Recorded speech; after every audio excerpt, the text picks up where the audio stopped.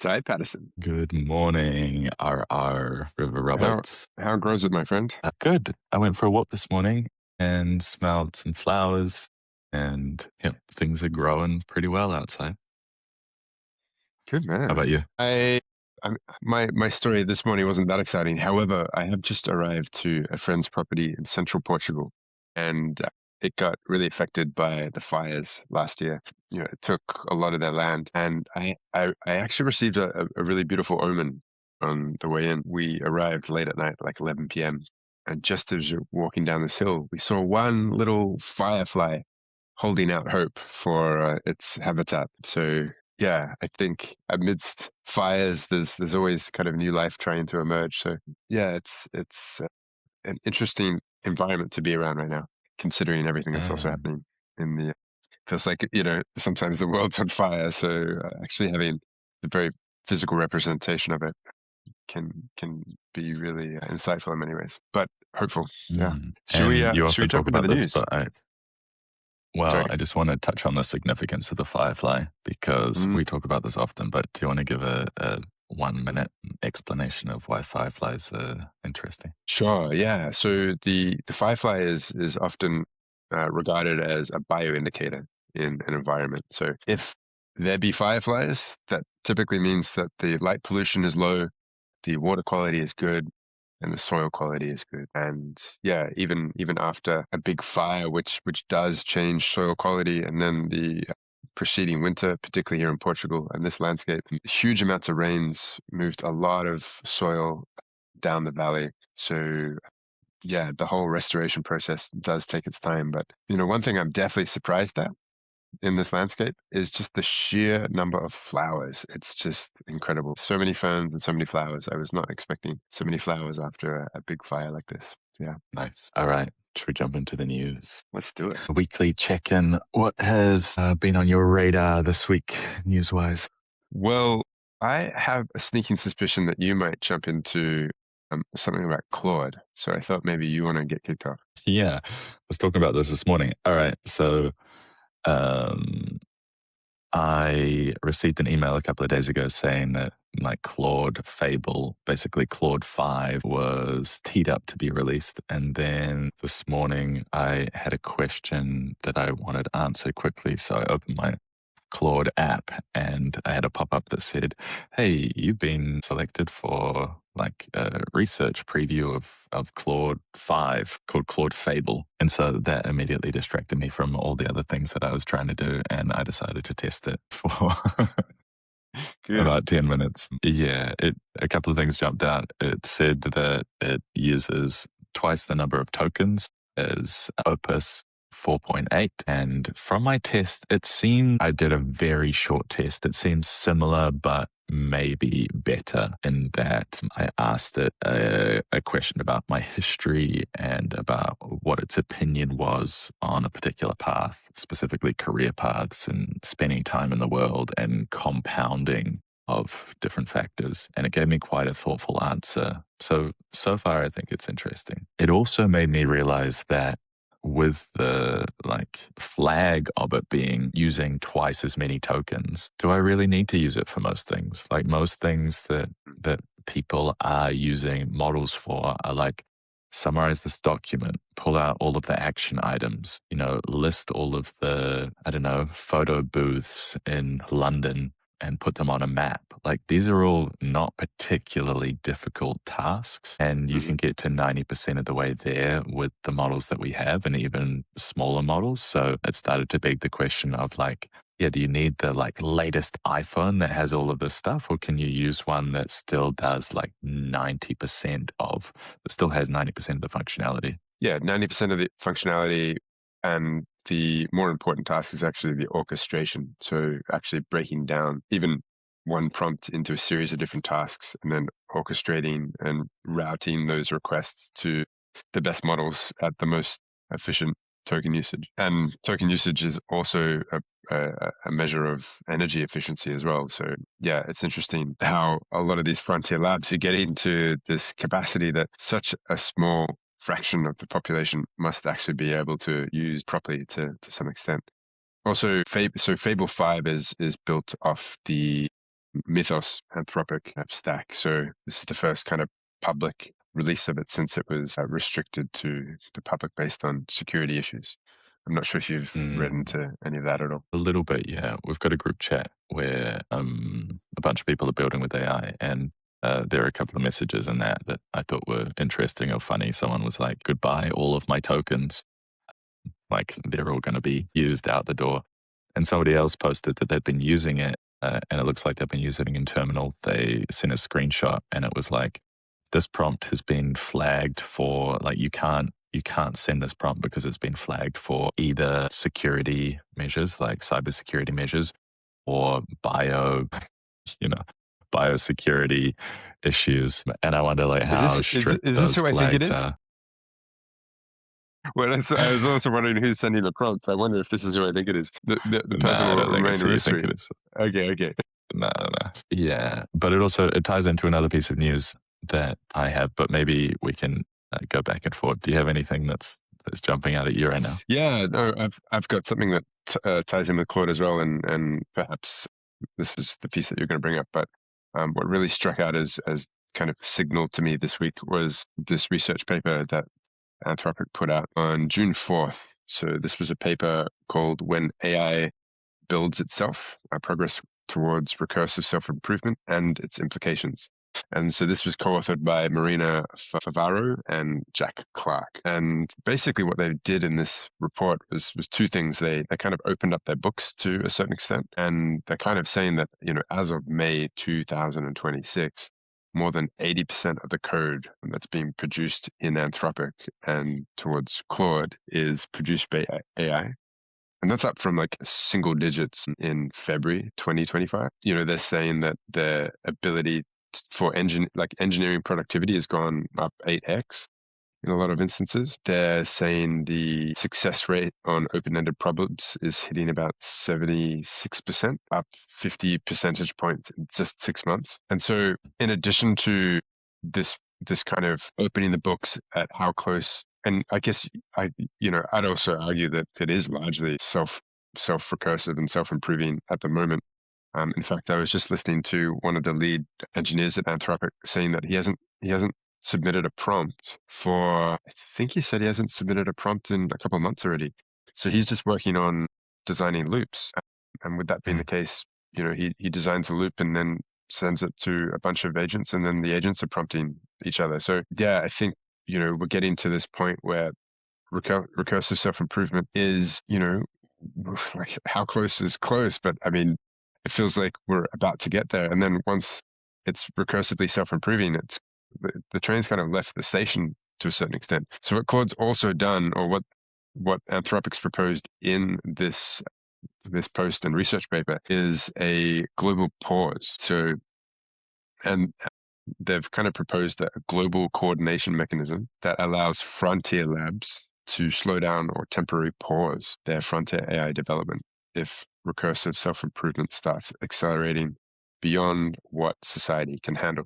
And they made it quite clear that they're not saying let's pause now, but they're saying we should at least prepare the mechanisms and the relationships so that if it seems if it gets to a point where it's apparent that a pause could really benefit and allow societies and culture to kind of adopt and adapt to these movements in technology, that is on the table, rather than it just never actually being viable. So they plan to spend the coming months convening with governments, researchers, and rival AI companies to figure out if such a system could actually work.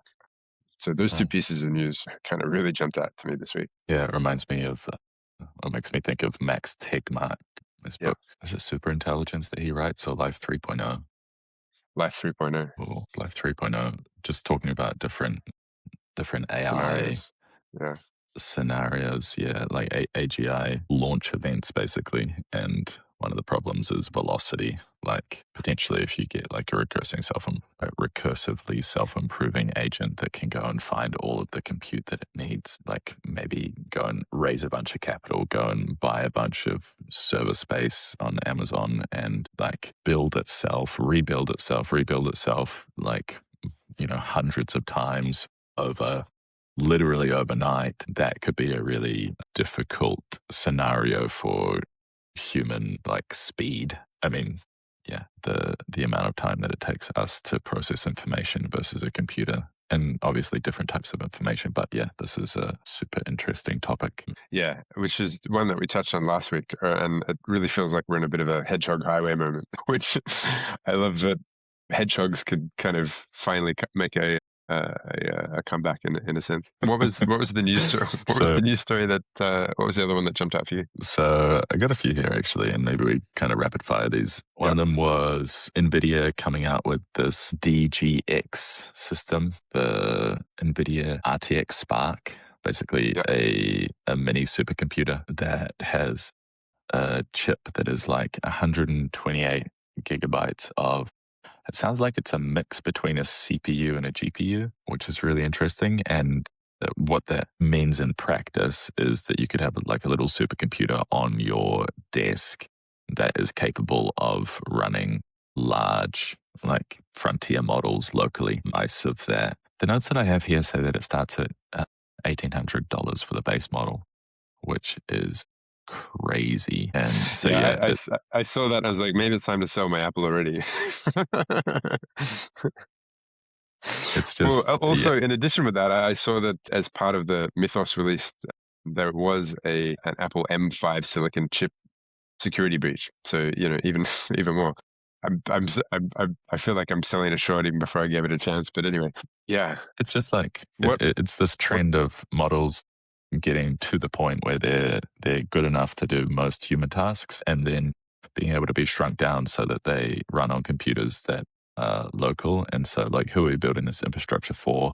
How much more Yeah, intelligence do we need for a lot of different tasks? And yeah. like, yeah, it just raises questions for me about like how this all plays out and whether or not we, yeah, for most things need data centers or if this can be like distributed into the hands of a lot of people. Mm, mm, mm. Yeah, how about for you? Anything Yeah, else? one of the other big news stories, and I think it's more of a directional signal at this point. But Bernie Sanders over in the States has kind of well, he's announced a policy that he's hoping to get approved. That what is it, a 50% stake in for the American government to have in all AI companies. And then that would be distributed across the basically as like a sovereign wealth fund. It would be I feel like I should actually get this a little bit more So accurate. I have a similar story here, which we can touch back on it when you've fact checked, but the OpenAI and the current administration discussing a possible government stake in OpenAI as donated equity. And the proposal is tied to like a broader public wealth fund. And the idea is that these companies potentially will produce so much value, and how that wealth gets distributed is an important thing to be considering, because if we don't think about this, then all of the economic value gain goes to the owners of this capital. But if governments are some of the beneficiaries, then potentially that's a mechanism for distributing this wealth back out into the general public. And obviously, like this one is country specific, which Yeah, there's a few aspects to the story that really jumped out at me, and one was this idea that part of the reason this, at least how they're positioning this proposal, is that these AI technologies are really leveraged off the public good resource, which is the shared kind of human intelligence that exists on the internet. And then he's basically saying that this should be something that supports the American population. Then having said that, how much of it is actually you know American input and how much of it is global input, and then increasingly moving forward, how much of it is synthetic. So that part of it, although it sounds good from a political perspective and there is some kind of merit to it, like I'm not sure how realistic that actually is as a talking point in terms of the public good. I mean, sure, a lot has been trained off that, so there could be some sovereign wealth aspect to it. I believe it was Dave Blunden on the Moonshots podcast also talked about how, this is probably the worst idea because having the government trying to effectively tax these organizations and then distribute is just chaotic. However, yeah, the idea of having it more as a stock, like basically a stock that just ends up in every future American's stock portfolio is a very similar but very different mechanism, and that could be a very viable alternative. So it's still very much tied to public markets. And then, so if these AI companies were like 50% owned by the government, or the government had a 50% equity stake for the people, then that'd be too big to fail. Basically, you'd end up with this like public-private organization that, its incentives are entirely perverse then. So it's a bit, these organizations' ability to function, I think, could be, significantly affected, particularly when it's tied to one specific country, like Yeah. America. So yeah, Yeah. those are some of the bigger implications. But so yeah, so June 1, Bernie Sanders published published an op-ed. The public should own half of the big AI companies, and his core proposal was a one-time 50% tax, not on profits, but paid in stock of the largest companies: OpenAI, Anthropic, xAI, etc. This would create a sovereign wealth fund, giving the federal government voting shares in these companies, equal representation on each company's board, and the power to block decisions that hurt citizens and push for policies that help them. Yeah. Interesting. So I think, yeah. he cites Norway's $2 trillion oil-funded sovereign wealth fund and Alaska's permanent fund as models to build off. And then he also mentions that, all OpenAI, Anthropic, and Elon, like you mentioned, have proposed similar public wealth fund concepts. So yeah, whether or not, this is the proposal that gets accepted, I think we're going to start seeing a lot more of this in the public domain, Yeah. public conversation. People are talking about what is in it for me from these AI companies. Like, Yeah. and it also comes into geopolitics. So one of the pieces that I want to bring forward, and granted, this company is saying this very loudly, but there's a company coming out of the UK called Cosign, and they're marketing themselves as a UK frontier AI lab. And they basically pulled together a coalition of a bunch of big investors and partners: HSBC, Lloyds, NatWest, BAE Systems, PwC, to try and have a frontier lab that is UK based. Because, like, no matter how you look at it, whoever owns these things and whichever jurisdiction they're in are going to benefit mostly from the economic impact of these systems. And so countries that are not building their own frontier labs potentially lose out to or trail behind anybody that does have something that is significant in its impact. Yeah. But this also seems to be happening at a time where there seems to be a real convergence with all of the frontier labs in their ability to operate in many ways. And at the same time where the open source like models are not, far behind. And again, particularly when you can orchestrate them and route them effectively, like, I mean, maybe at the bleeding edge of scientific, medical, physics, mathematical breakthroughs, there's something here, which again you'd argue is something that, governments could really push for if they had strong visions like that. But that doesn't seem to be where a lot of countries are putting their energy. Having said that, actually, maybe I should look this up as well. Russia has actually just announced a huge longevity investment. So let Interesting. me just get this, because this was actually huge news this week as well. It's not directly connected to this, but yeah, it was a fascinating piece of news that jumped out to me this week when a whole country gets behind. And, obviously Russia's ability to allocate resources in their current structure is different than a lot of countries, but still the ability for a country to focus its attention. All right. Sorry, I cannot provide this information. Please feel free to ask another question. Maybe it's because I mentioned Russia. Wow, interesting. Who's giving you that feedback? Is it This Kimmy? this is this is a Chinese model. Yeah, let me ask again. But even this, I mean, let's not jump the gun here, but maybe it's just a poor request. Yeah, but even this, just potentially starting to see again the continued bifurcation of how information, and not even information now, but how intelligence can become bifurcated if they're held Yeah. to a national perspective. Yeah, Yeah. absolutely. It also makes me think, like, how is the value from AI accruing? Like, if there is IP that is produced by an AI. Like we have a few examples of models solving math problems, for example, or solving physics problems, then the value that that creates, assuming that those findings don't just get evenly distributed, like once somebody solves a math problem and it's out in the public and we know now how to do that and how to apply it to different things in life.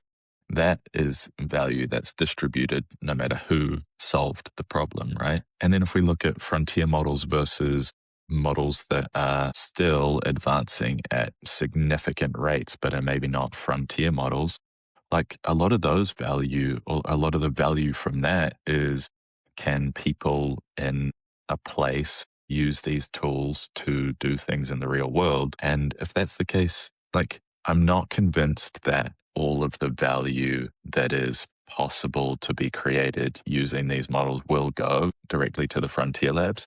Yes, these companies are making huge revenues off having subscribers and having people use these models. But as the other models catch up, and especially at lower rates, like that, people aren't going to keep paying for these frontier experiences or capabilities if they're not needed. And potentially we reach a maturity place where actually people scale off the like really, really advanced things because they can do all of the basic stuff that they need to. Like most of the things that humans want to do are not like the frontier things. They're every day. I need to get something from this place to this place. I need to answer a specific question. I need to communicate something with somebody else. They're like quite basic things. You look at a lot of industries and like the repetitive tasks that we get done. What the frontier labs potentially have is like finding cheaper or better or faster ways to do something. But if we come back to like that value triangle, it's not necessarily like the value isn't necessarily going to accrue to the owners of those specific labs. And this is also like the talk of an AI bubble is like, yeah, all of these valuations are massive and interesting, but they're only true if these companies can capture that value ongoing. Maybe that's not the case. Yeah, and continue to provide value, and also continue to be enough value in the system to continue to invest in these things as well. So yeah, we'll see where that drives that far. Just to close the open tab on the Russian longevity investment side of things. Unfortunately, Kimi was not able to provide the news, but Gemini was. So $26 billion of state-backed longevity and anti-aging initiative has been reported You out say of Russia. 27 billion? 26 billion. And the program is largely focused on 4 main areas. One is gene therapy and cellular regeneration, exotransplantation, which is this idea of like organ transfer, basically. 3D bioprinting. So this is like cartilage, tissue, stuff like that. They're also looking at thyroid glands, human organ replacements as well. And then bioregulators and peptides. So those are the 4 main categories. And again, like I'd say the implications of something like this is, well, if these breakthroughs happen in Russia, like how are they distributed to the rest of the world? And are they distributed to the rest of the world? And so when you've got a bunch of these large, whether it's like privately funded, like the States, or openly sourced like the Chinese, or state-backed like the Russian, like what happens with the advances in these and how they're distributed? I think that is going to be probably one of the most telling stories of our time, actually, the distribution of these advancements. I agree. Any other news, or should we move to tools? I want to wrap up news with a tool that I think is pretty interesting. So it's called the long view. And you started touching on this when you were talking about how different countries, different actors have their own kind of interest in different news stories. And we're creatures that tell stories, right? Like we understand the world through stories. And I actually picked this up from Carl Newport.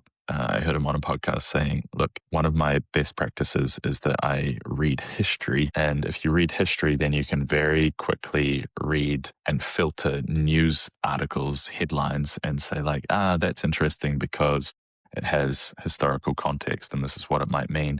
But if you're not a student of history, then news articles are not in context and they're kind of like, yeah, you can't properly assess them. And so I built this tool which basically takes news articles and then uses a model and a research methodology to go through the article, understand what it's about, then go and find all of the events in history that relate to that brought us to this point.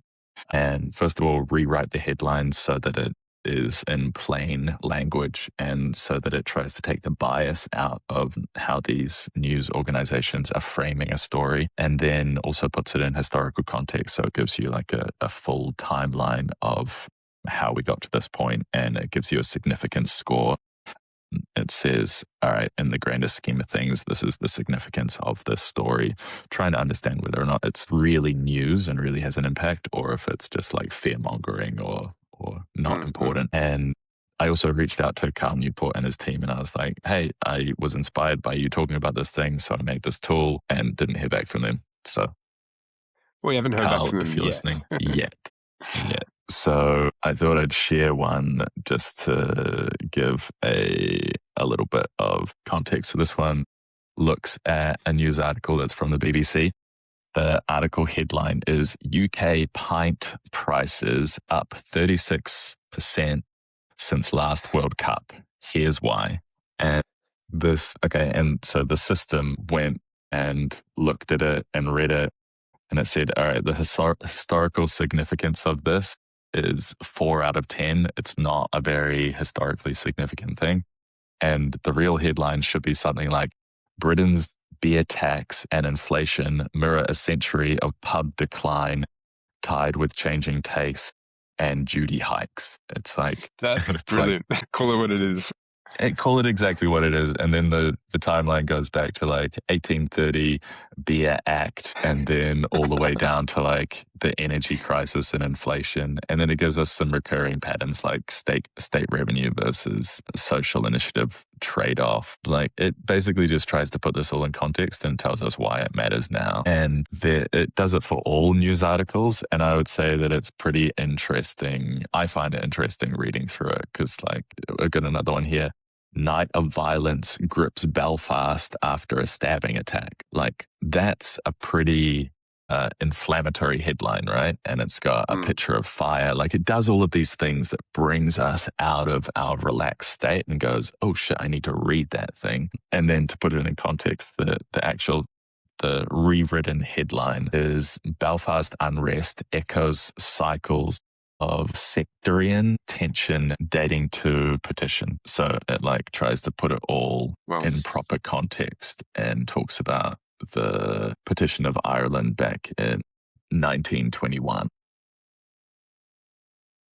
This is This one brilliant. has I'd love for us to always finish our news segment with some long view news.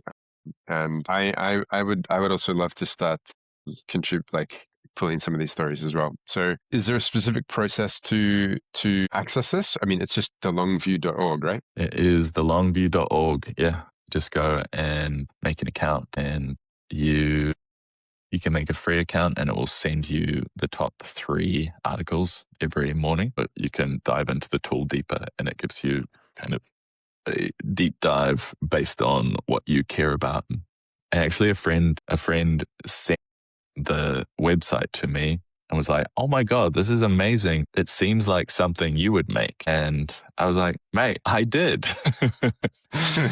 And then he's a real Politico and he was like, it's super interesting. It's really similar to a few tools that like political analysts and the people subscribe to. But I think it's interesting because it's a use case that like is really a good look at what AI can do really quickly and specifically. And obviously, like it has a couple of disclaimers. This is AI generated stuff and it does its best to have sources, but it's like a tool for looking at the signal rather than getting distracted by all of the noise because there's so much noise. Yeah, and like I think tools like this are hugely valuable to allow people to actually start to make sense of the world around them and not get caught up in the news, but actually understand it in a broader context. And like moving forward, it's going to become even more important.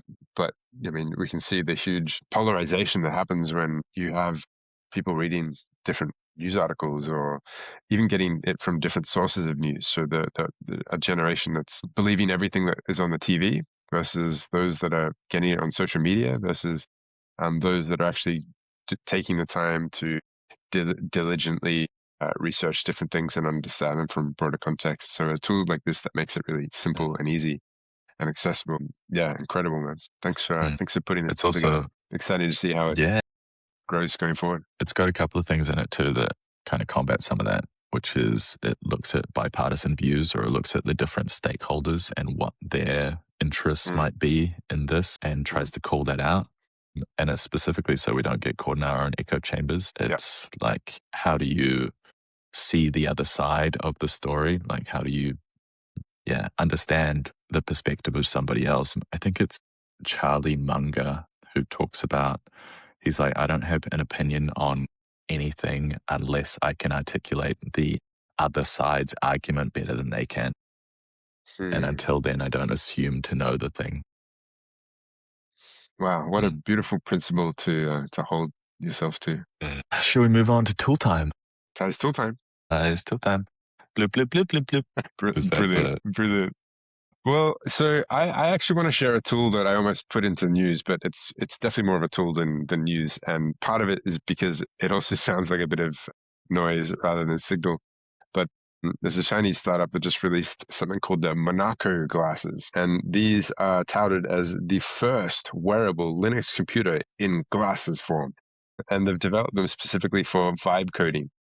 So it's basically these glasses that you wear and they have microphones and cameras, and you can vibe code your own little mini apps on the glasses. It runs Claude Code and Codex from a heads-up display, which basically means when you look through the glasses, you see the kind of, it's like an augmented reality projection on the glass lens. AI agents build apps from voice prompts, which is from a bone conducting microphone that sits in between your eyes on the bridge of your nose, gives you terminal access, a full command line interface in your field of view, which I can't imagine anything more exciting as I'm going for a stroll through the forest, and offers apparently privacy first, runs locally on something called Mono OS, not dependent on cloud backends. And they kind of position themselves to beat both Meta and OpenAI or and Apple with these coding glasses. I'm curious to see them out in the wild, and I don't know about you, but every time I see these kind of glasses, I kind of want to punch the person wearing them. So I'm wondering if these are going to increase the punchability or not. But I think again we're going to start seeing some quite unique wearables emerging in the next 6 to 12 months. So yeah, one of the Yeah, tools. interesting. Interesting. I mean, I think there's a time and a place for everything. It's like, do you really need to have access to a command line interface when you're out in the public? Exactly. Yeah, I'm on a date and I need my terminal access to successfully complete this mission. Like, but I don't Crazy. know. Maybe that's part of the world that we're going into. Crazy, but yeah, I can't imagine too many coders that feel like they need real world access in order to more effectively build different apps and outputs. But yeah, Yeah. And in fact, it like is a really nice positive constraint to not have access to some of these things. And also, like if you're building a tool, all right, so one of the tools that I built recently is I'm super interested in vintage photo booths. mhm, And so of I course you wanted to are. map all of the And how vintage are we going back here? Are we talking like 1890 or like what vintage are your nah, photo booths? nah, I'm talking like 1970, 1980. The Okay, kind so like that Berlin style. Berlin style vintage photo booths. And some of them aren't even vintage. Some of them, I like the idea of photo booths because they're a real world experience. I've been like kind of on this, it's been dual track. It's what in the real world is fun and real world activities. Like, how do you how do you get people away from screens and get them to go and do something in the real world that is an activity or a connection thing that is more exciting than what we've got on screens? And so Photobiz is one of these things that pops up as like, it's like a mini adventure that you can go on and create memories with people. And the other track that I've been on is No, wait. We have a little bit to explore in this photo booth thing, because I was actually involved in a startup in New York, which was a high-tech photo booth back in the day. I think this is probably 10 years ago, and it was called Photo with maybe 6 O's, and they used an iPad and a ring flash and yeah, created a animated GIF. So it was like a little animated GIF that you would make as this photo booth, and then it would text it to your phone number. And we were doing these in events all over New York. They went crazy. But again, it was that thing of just creating an invitation in real life. And okay. even though this was not vintage, the photo booth, the real life interaction piece they were hugely successful and widely popular. Yeah. Exactly. So I'm not even moving on from the photo booth. The other track for this is Oh. that the revenue models for these things is pretty interesting because they're an event, they're physical world things, so they're potentially quite AI proof and even trending up as people are looking for more and more like real world things. And if they're in places that get a lot of traffic, like some of these photo booths are $10 for a set of photos, and it might cost, 5 to 10 grand. Some of them are more. But like, say you've got a $5,000 photo booth and, 10 people use it every day at $10. That's, 3.5 grand of revenue at a 10 shots per day. It's like a really good investment, I think, and having like a fleet of these photo booths going out, just sitting out there in the public, creating memories and also generating revenue, I think is hands-off revenue is a really interesting kind of little business. And also the kind of thing that's outside the deal box of a lot of like large companies, but for small collectives of people. And they're photo booths, like they're whimsical and fun. Yeah, I mean, look, we were like some of the like we were getting commissioned for like 10 to 15K to put one of these photo booths together for specific brands, because we were able to create basically, branded overlays as the animated GIF piece as well. So, and we were starting to get into the whole thing where you could, pick like fashion overlays as well. So a very different model, obviously, to what you're talking about. But yeah, I think there's so much possibility for creating experiences in the real world, and so underexplored and invested in, really. So without getting too much into too much more of a rabbit hole in the tool time, are there any other tools you've been exploring?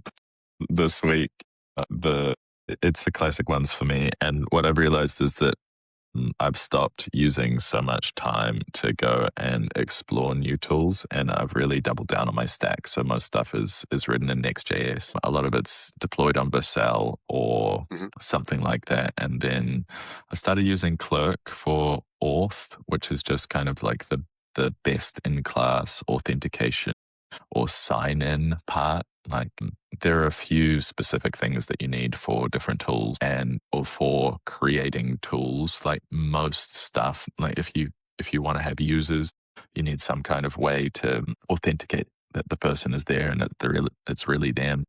If you want to have persistent data, you need some kind of database. And so like just being able to go like, this is the database that I'm going to use, or this is the tool stack that I'm going to use. It's all of these things are much faster at that now. And it also has been some interesting positive constraints because like I can, or like when I was making this map of the photo booths, there's not that many of them out there in New York. And so if you want them human verified, that is when I would add a database.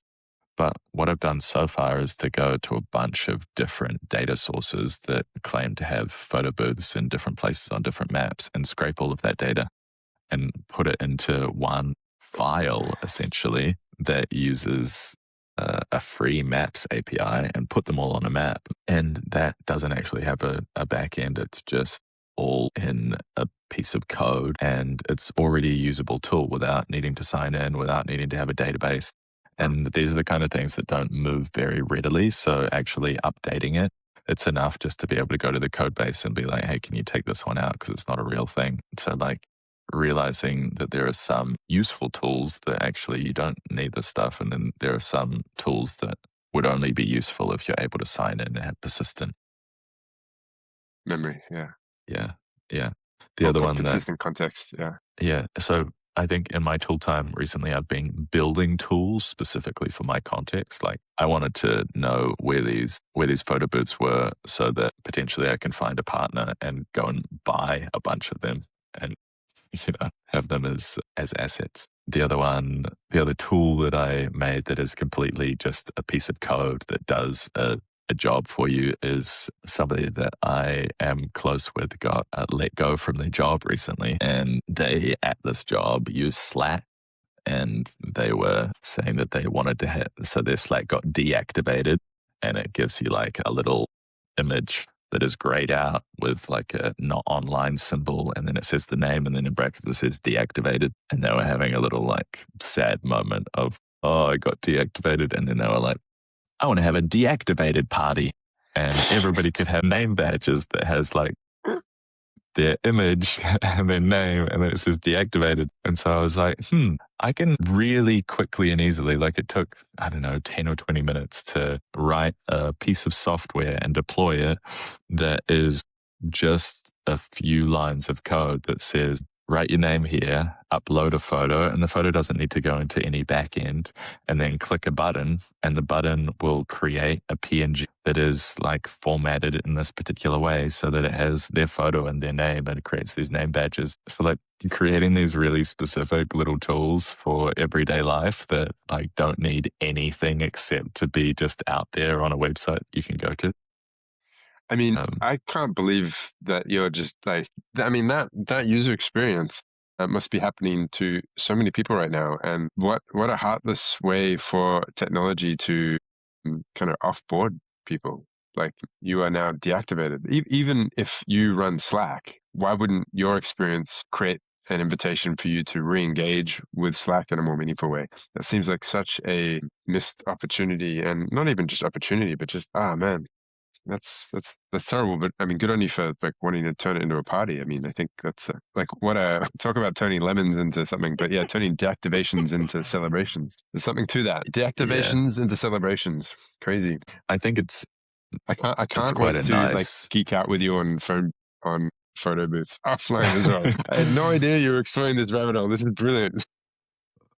Yeah. I'm going to So show you. I'm going to show you everything I know about it. this brings us quite well, I think, or I see a nice transition into things that we're building, because I see a lot of, so from the deactivated thing, I see a lot of people getting laid off from big tech companies. And there's, I don't know about you, but every time I've had Slack, I really don't like the button noise that it makes, where it's like, you've got a message, like you have to be available right now. Just like that type of work in these companies is quite jarring, I think. And there are a lot of people that are like working in Slack. They have a bunch of skills that are working for, say, big tech companies or small tech companies that have a bunch of skills and ideas that when they leave these companies, it is actually kind of a celebration to be deactivated from Slack. It's like, no, I don't want to be consistently answering like, I don't know, customer queries on a thing that somebody else is building for their dream.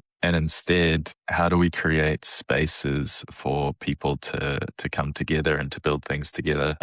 Like with AI tools, I noticed this, and I know that like you've seen this as well, is like there are a bunch of people going and building things, but building in isolation. And like I've noticed a few times that I've seen that, like I've had an idea for something and then I've seen that somebody else has built it, and it probably would have taken me a day to make this thing. But if we have everybody building these things in isolation, first of all, you're like splitting energy across all of these different platforms. Attention is potentially trying to be distributed across a lot of these things. It's why like social networks only work if everybody's on the same social network, or if there's a critical mass on the same social network.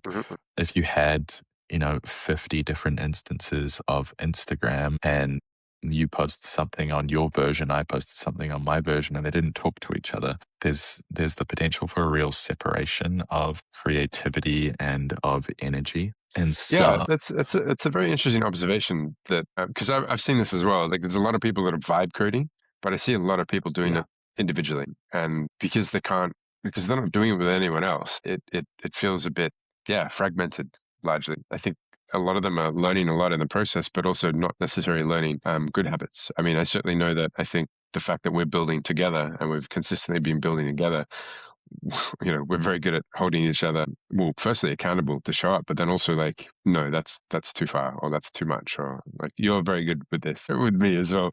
Like, no, just no.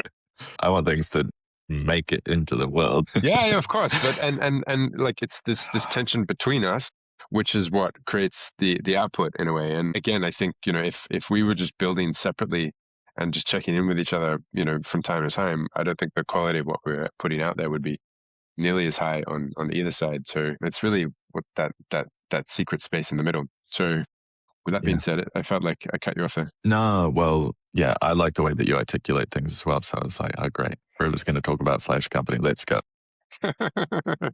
But let's talk about this. First of all, giving it the context that it deserves. And then I have a feature that might be a nice to have that I'll pitch you. But would you like to articulate Flash Company? Absolutely. And I can't wait for your pitch. I think this is great. We should definitely be pitching each other on this show.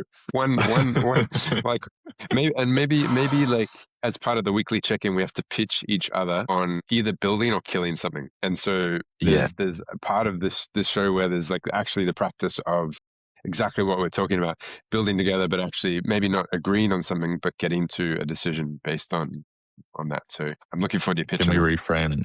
Can we reframe killing to deactivating and celebrate it?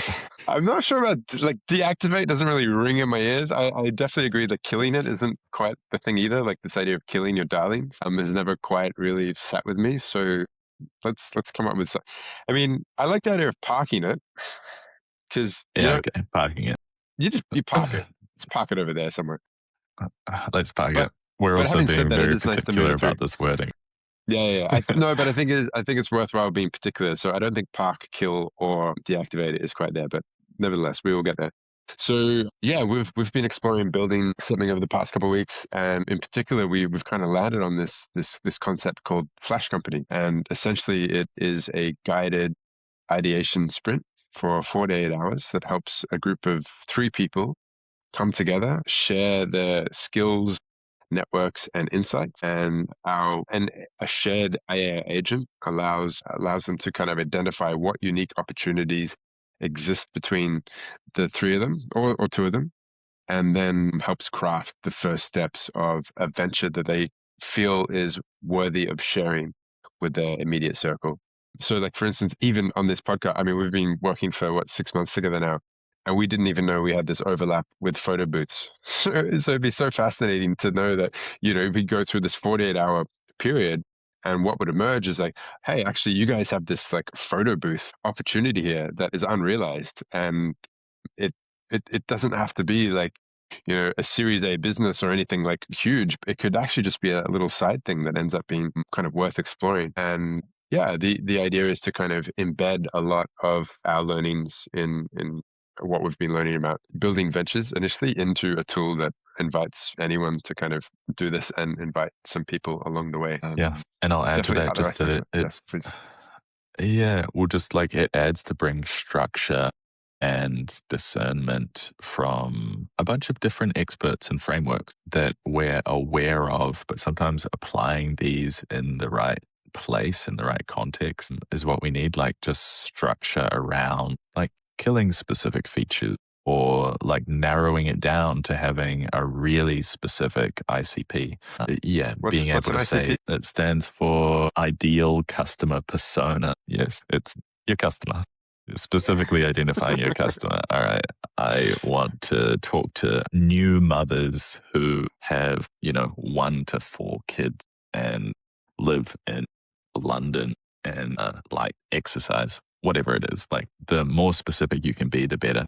Because I think when we're coming up with ideas or when we're like trying to like build things that are of value. What some very successful businesses do really well, like Y Combinator, their whole, like any kind of accelerator, their whole thing is let's help this group of talented people structure what they're trying to do in a way that makes it testable and learnable, and that it's focused and specific enough that they can turn it into a real thing. To me, this process is all about how do we take like these big, grand visions that we have, which are amazing as grand visions, but then, or small visions, like particular things, like an abundant, like I love this idea of an abundance of weird, or an abundance of like specific interests. And how do we take that and like bring it into a thing that's in the real world? And what shape does that take? And how do we test whether or not people actually want to use it? And how do we get like specific enough? Because while we have an abundance of ideas and resources and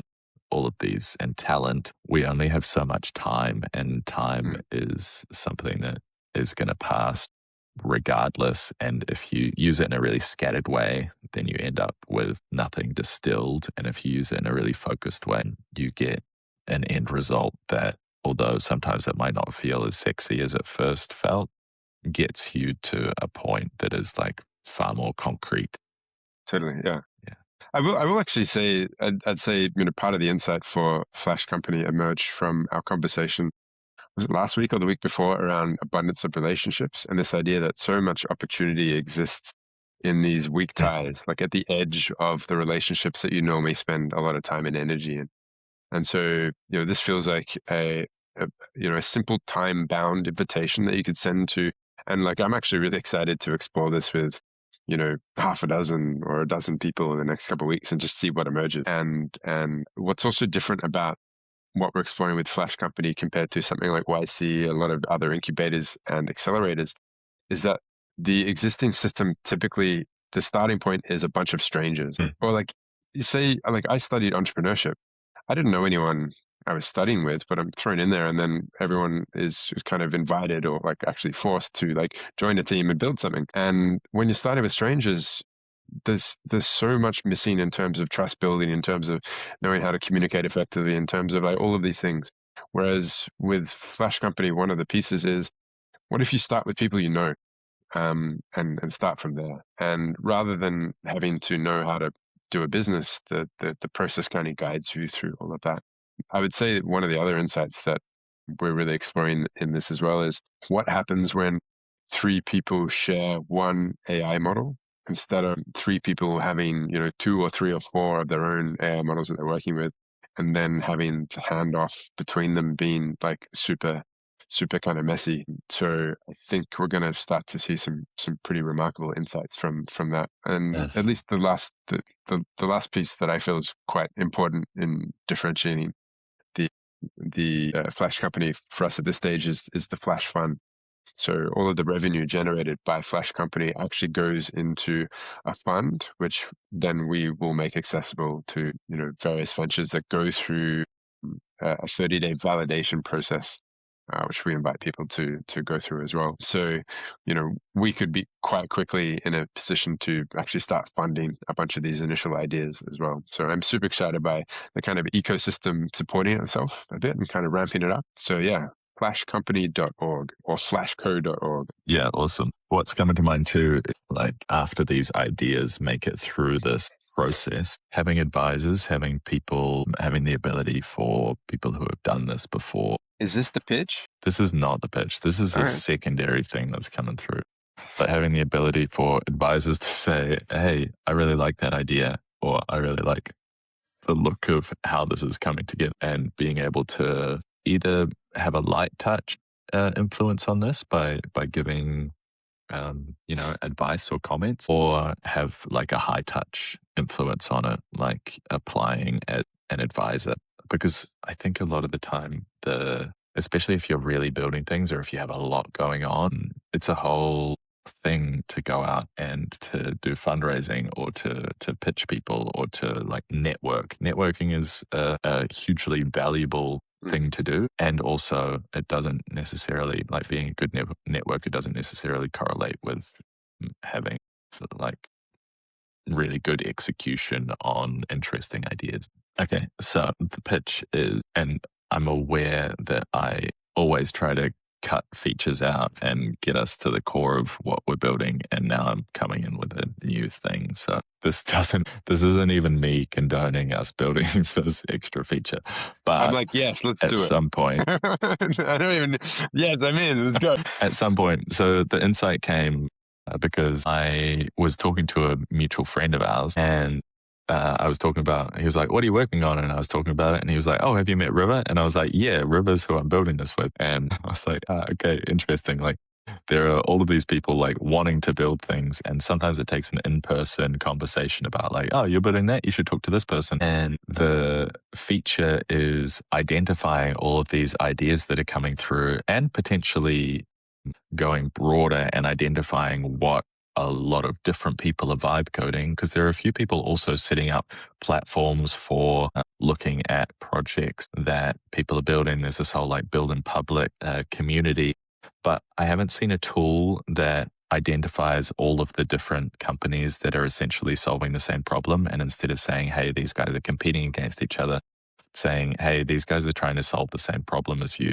Maybe you guys should build something together and join forces, and you could build something that is much bigger and much more interesting and really solves the problem with your combined effort rather than launching all of these different projects that compete with each other. So yeah, basically a competitor radar for especially very early stage tools that solve the same problem. And so you're seeing this as a feature of Flash, or I'm seeing this as a feature of Flash. Yeah, I mean, to be honest, I assumed that would actually be part of our deep research anyway. So I haven't actually shared with you details about like the bunch of venture validation frameworks that are built in terms of even the research that I go through to get to the things that we're building. But yeah, one of the gates, if we will, or lenses is very much like a very thorough, comprehensive look at the competitive and alternative landscape. And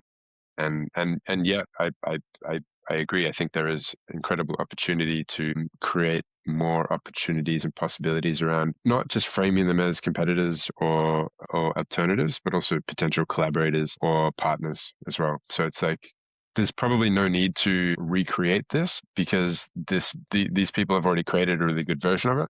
However, you could partner with them, leverage what they've done, and do this aspect of it, which is much more nuanced to you and the audience that you know, for instance. So I think there's a lot of possibility for that. And yeah, I'd say there's a lot of human capacity that is not being well coordinated on global or local scales in this instance. So yeah, with that being said, I'd love to offer that as just a main feature in Flash Company that's kind of behind the scenes, auto magical, second embedded. Auto magical. I mean, Yeah. we could definitely do it easily within Flash Company, saying like, so there's 10,000 teams moving through this process. Like, hey, you should potentially connect with this team for a 30-minute conversation to see how much overlap there is here, because they've probably learned a bunch of things that you will come up against. And, I think there are these pieces that the coordination or like the automation of a lot of this is about visibility, right? What is possible, and then how do we make it real? Yeah, I mean, there's kind of extensions of this as well in terms of looking historically, like who has maybe built something like this historically, and there's a long list of failed startups that, although they probably had the right idea, their timing was off.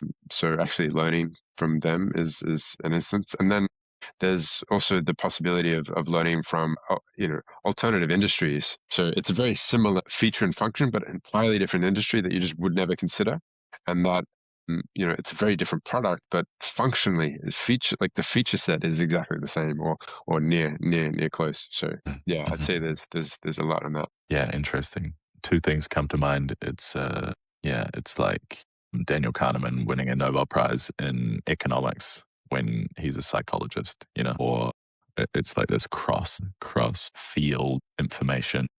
There's the same thing. There's a big crossover between mathematics, and there was a mathematical formula that a guest on my podcast talked about recently, where he was talking about that an AI model solved a problem because in this particular field, people were applying formulas, they were applying algorithms that only ever, they were structuring the algorithms the same way that they always had. And then an AI model came and solved, like made it so that the data that they were putting through this algorithm lined up with the empirical data and discovered basically a much better way to model something in one field because the AI model had done all of this reading into different fields and taken a formula from economics. And this person was presenting on stage that the AI model came up with this formula, and someone in the audience put up their hand and they went, actually, I recognize that formula. We use that a lot in economics. And so the like breadth of research and kind of trial and error ability of this stuff gives you a longer view, shall we say. All right, so I feel like we should keep moving. I know we've kind of merged tool and building a little bit. I did have two tools I just wanted to just briefly mention before going into rabbit holes. One is a tool that I've almost built and got working, which is Open Design on my Mac. And I've been running Quinn. God, I keep forgetting the names of these, but I've been running an open source Quinn model on it. And it's working, but it's a bit slow. And Google just released Gemma 4, a 12 billion parameter with a quantized version. So its ability to run locally and actually work on design and image is going to do much better. I haven't set that up yet, but that's in my to do either later today or tomorrow. So very excited about it. The other tool I've been exploring, actually my partner and I have been exploring, is an organic tool, and my partner is very much requires caffeine to get started in the morning. And as someone that used to make a lot of coffee in my younger days in Melbourne, I do know what that feels like. However, I don't need coffee to get started in the morning. So she's been exploring this thing called chicory coffee. So it's about 30% coffee and 70% chicory. So that's actually been fueling my podcast this morning. And I have to say, as a tool, it's quite good. It tastes really nice. It doesn't quite have the same jitter as coffee tends to have. And it seems to be a nice kind of tool that blends both of where we're at the moment. So she's enjoying it because it's kind of weaning her off coffee a little bit. And I'm enjoying it because it's not as like, full fire as a lot of these coffee blends are. And, I don't feel compelled like I need to have it in the morning. So that is a biological tool we've been exploring. Maybe it's unfair to call chicory a tool and coffee a tool, but these fine organisms are helping us build right now. All right, I rabbit think holes. they're great tools. I've got two tools to add to this. Oh, please. A specific breathwork technique. Oh, wonderful.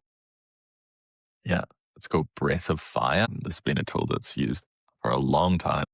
And basically, it's short exhales, short forceful exhales, and then you let the air come in for the inhale. And you can also move with it. If you look up Breath of Fire on YouTube, there's, I'm sure, a bunch of tutorials, but doing like 3 rounds of that takes 5 minutes. That really wakes you up. And so when do you do Breath of Fire? When do you use this tool? In the morning, usually before or instead of coffee. And you can do it throughout the day, actually, if you need a little pick-me-up instead of having a shot of caffeine, doing this. And I know it sounds silly, basically. And I thought it was kind of silly too, but then you try it and it works. You're like, okay, well, if it gives me the desired outcome, maybe it's not silly. And the other one is movement, some kind of qigong. I swing my arms in the morning, like this, just like really moving your body, getting blood flowing and moving your pumping fluid around your lymph system really wakes you up. And sometimes I find that I don't want to feel woken up, so I don't want to do it. And then I go and move and it wakes me up and I go, well, that's right. This is what this feels like. Okay, I can just spend 5 minutes doing this and it has really beautiful benefits. So totally. Yeah. I mean, I think Tai Chi, Qigong, a lot of these things are incredible. I've had a bit of a practice, for years, even just the like basic tapping on your body the whole way around just to actually like physically wake it up a bit is, Thanks for reminding us of those tools as we continue to spiral into the technical tools. I think it's nice to balance them out. So with that being said, rivers rabbit holes. Well, upgraded. It's more of a hurricane rabbit hole at the moment. No, but it's still the kind of rabbit hole, like an echoey rabbit hole that could potentially convert into a wormhole. That's kind of what I was going for this week. If I'm honest, I don't really feel like I found myself in any rabbit holes this week. Actually, I did find myself in a funny rabbit hole, although it wasn't really me that was in a rabbit hole. I found my agent in a rabbit hole, and I asked it to give me a long list of questions, and it it took a question and then it added like regenerate. It wasn't that, but it was like regenerate, and then it went regenerate, and then it went regenerate, and then it decided to add re in front of every other verb it had in its set of questions. So I came back and this agent had delivered me about 500 questions with up to about like 10 re's. So that was the that was the most apparent rabbit hole I found, or my agent found itself in this week. Interesting. Silly. Totally, yeah. Yeah. I've done it giving an agent a loop, and it just will keep looping to try and solve a thing that it actually can't solve. And I sometimes wonder if the agent is sentient in some way that we can't detect. How frustrating that must be. Yeah, Like, you've given me an impossible task. or it's just all these frontier labs like, well, when they give you a stupid prompt, you just keep running. Yeah. We want those tokens, baby. Yeah. Yeah, exactly. Rabbit holes on my end. I don't know if I've really found myself in any specific rabbit holes. I guess the ones that I've been noticing are if I want to solve something and I'm going to be particular about it. I found myself in a couple of design rabbit holes where I'll ask for something and I'll get an output and I won't quite like the output. So it's like a little bit of the pixel pushing stuff that we talk about. Like, oh yeah, I like that, but I want it this way. And I like this, but I want it this way. Just like what I've noticed is if I'm going to get into something, I need to commit at least twice the amount of time I think it's going to take because I'm invested in if I'm invested in the outcome of it, it's not just giving a prompt. It's like making sure that I hold it all the way through until I get to the end. And knowing what that end state should be is a really good way to short circuit those rabbit holes, because I've found a few times where I'm like, I'm just iterating on design that I don't need to iterate on, or like every time I come back to this thing, like we've talked about this with copy a little bit, like every time we come back to the thing, the novelty of it, or like the thinking that you can improve it past a certain point when actually we haven't tested it, is a potential just rabbit hole, because I want to update or upgrade something every time I see it anew, because I'm like, oh, this could be better in this way. But better is when it's a subjective thing. Better just is equivalent to different, Yeah, no, I mean, this is the thing with I feel like design, by virtue of it being design, is typically a bit more rabbit holey anyway. Build, you can be quite clear on at least what you want it to do, and then this ability to fall into a bit of a pixel pushing piece can really be a bit of a time sink. But ultimately, it is kind of worth it. It's a little bit like, the example I use is, how do you design your space that you live in? And I feel like so many people don't actually invest that much time and energy in designing the physical space that they're in, but investing even just little bits of energy, and it may feel like rabbit holing or pixel pushing, but quite often that extra investment, even if it's just little bits of time every now and then, do kind of nudge it forward. But I definitely agree in terms of understanding, like, all right, just stop. Yeah. Any open tabs to close? For That sounds like a few. The specific open tabs that I have right now are around Flash Company and tool we've been thinking about marketing. We're getting very good at coming up with ideas, validating them with market research. I'm going to say validating them with market research, coming up with designs that are best practices, building UX flows. Now we're looking at marketing tools, or like ways to basically have our things seen and known and used.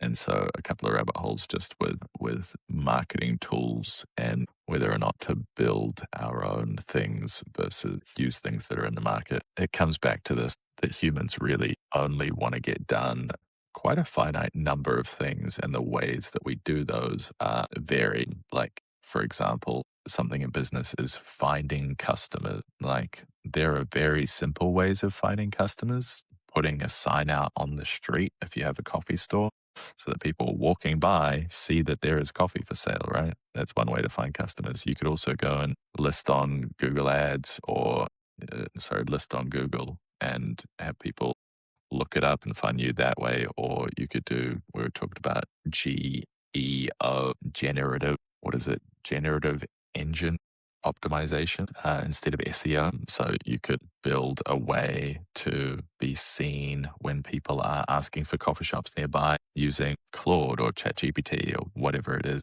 So all this to say, like, there are a finite number of things that we actually want to get done. Getting customers is like quite an obvious thing.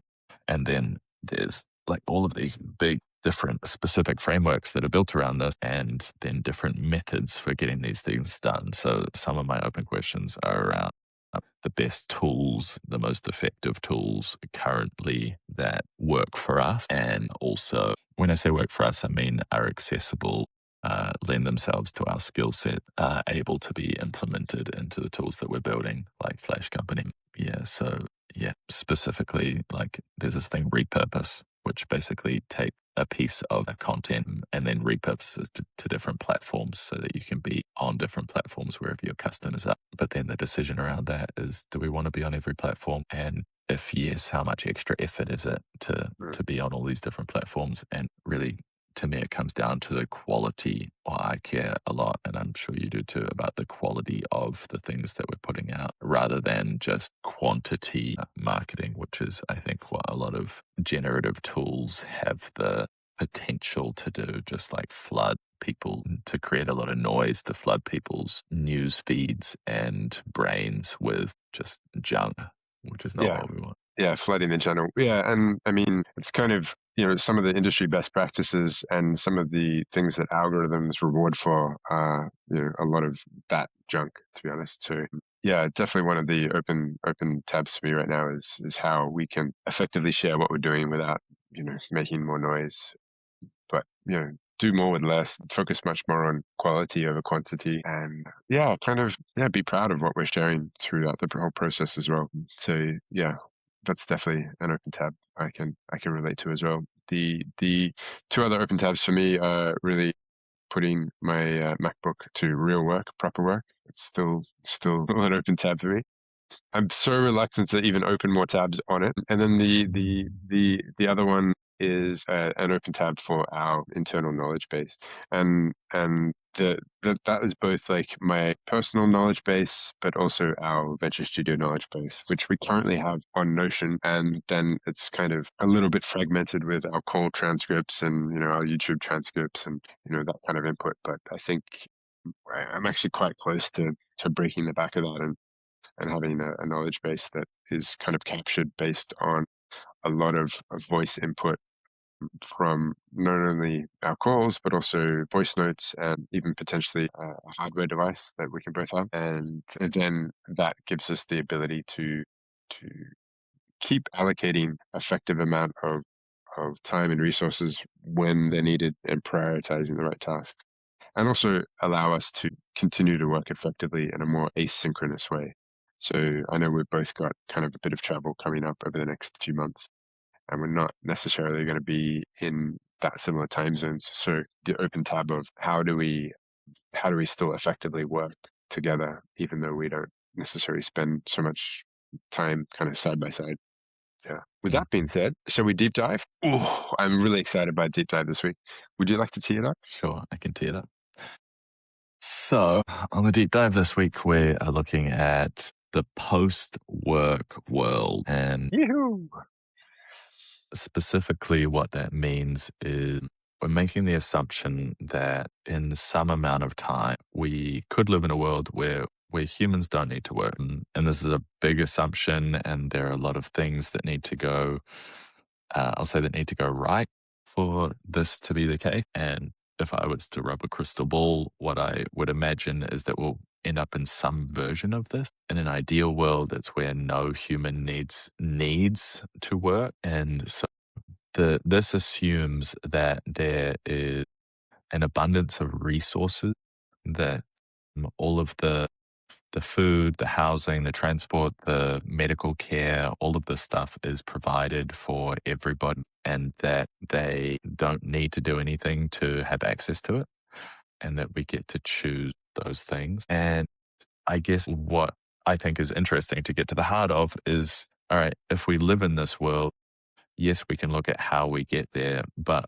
what's more interesting is like, what do we do in this place? Like, how do we make it a North Star that people want to shoot towards? Because a lot of people have their identities tied up in their work, and it feels like a death to your self, to your ego, to your identity if it's not tied to the type of work that you do.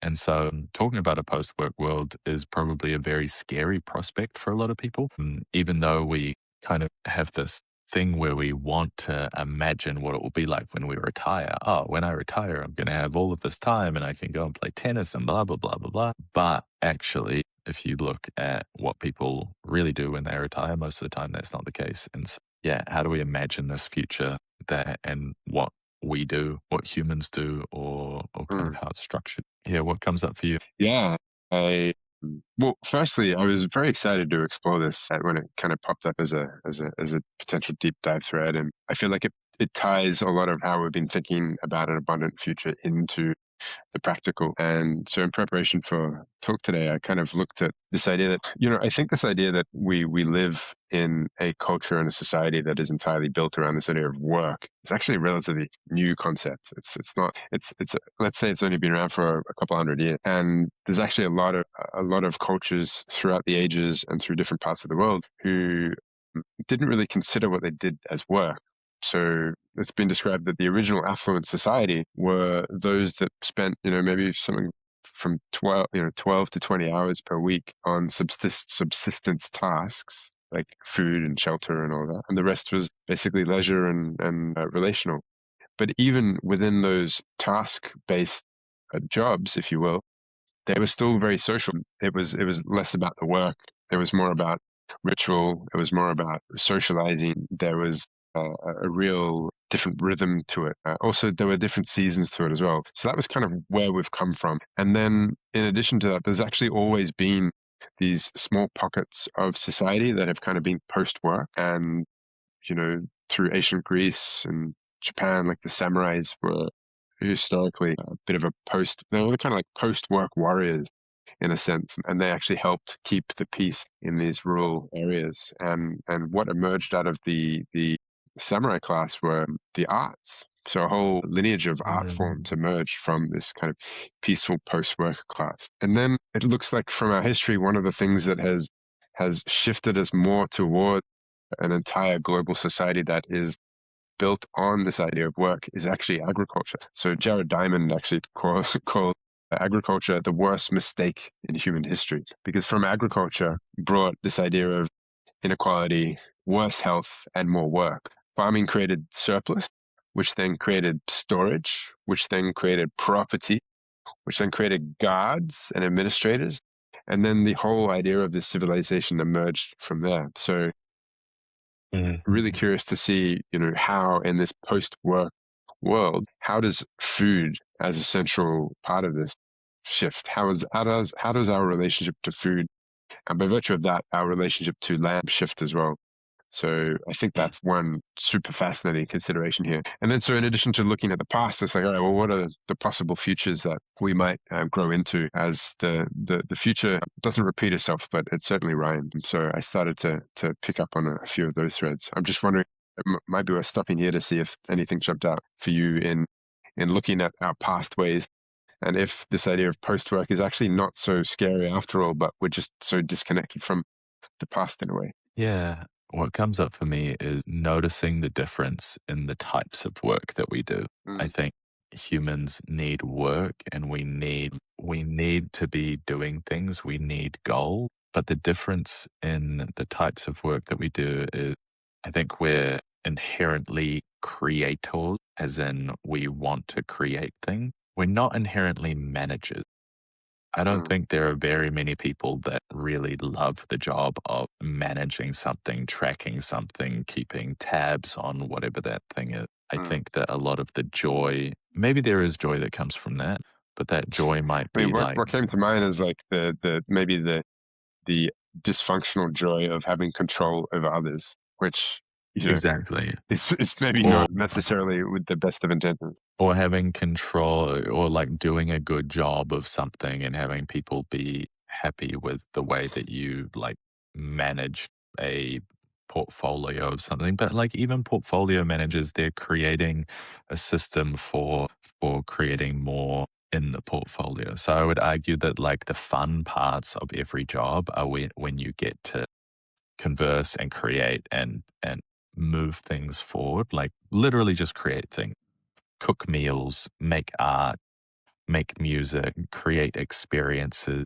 And then the boring, mundane parts of jobs are usually like the management parts of the job, the like following up on things, making sure that like something is that we're watching the numbers, that whatever it is. And so in this post-work world, what I see is that we trend more towards creators than we do managers, and hopefully we can use the AI tools to manage the things that we have created in a way that like supports both us and I There want to say seems to be and this the tools. there seems to be this like thread where a lot of cultures and religions have actually brought quite a lot of attention on the art of not doing or the art of being, right? And so, throughout the ages in religions from all corners of the world, there have been these practices of actually not doing anything, whether it's, something like the Sabbath, which is kind of an enforced rest, like a day where you don't do anything, to this idea of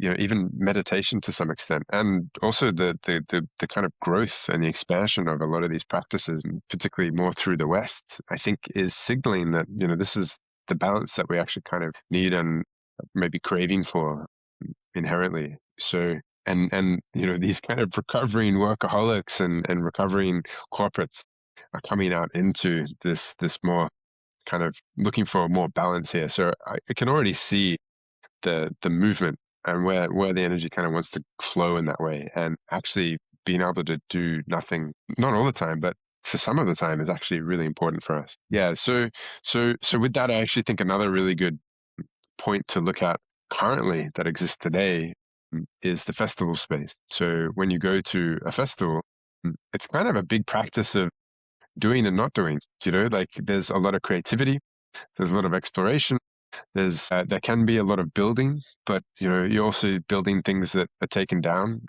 in some instances a week later. And it's kind of a doing, not doing space where it also, I get the sense that a lot emerges from these relatively ephemeral experiences. Yeah. Their ways of testing different, like we can talk about what the future might look like. We can talk about how people might spend their time, or we can talk about how things will evolve or how people might feel in certain situations.